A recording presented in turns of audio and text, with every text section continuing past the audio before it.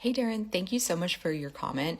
I think it's a really good one because it brings up three distinct teaching points from what you've shared here. So for anyone watching this video, I hope you may learn something from what I'm about to talk about.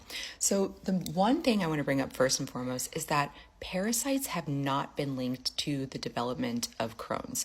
So here's a problem. When you test for parasites, labs don't find them, even if they're there. And I've had this happen a dozen times in my practice where a patient puts a worm in the vial from their stool sample, sends it to the lab, and the report comes back negative, even though the worm was in the vial. So I quit testing for parasites because the labs suck. So when you have PubMed research showing that there's no link between parasites and Crohn's, it's because the labs don't find them. That's the problem. I made a video about this recently, and one of the commenters said that she met a woman who worked in a lab. I know it's hearsay, but this woman was like saying, hey, I was forced to sign a paper saying that I would never diagnose parasites in the lab. So I do think it's like an industry-wide problem that the labs don't find parasites. It's happened to me a dozen times. So I quit testing for parasites. I'd rather just give people supplements, especially Mimosa pudica seed in a capsule, and then 8 hours, 10 hours later, you go to the bathroom and then you see what comes out, and these worms come out. That's your research. You just give the supplement and you see what comes out. So you don't need some PubMed article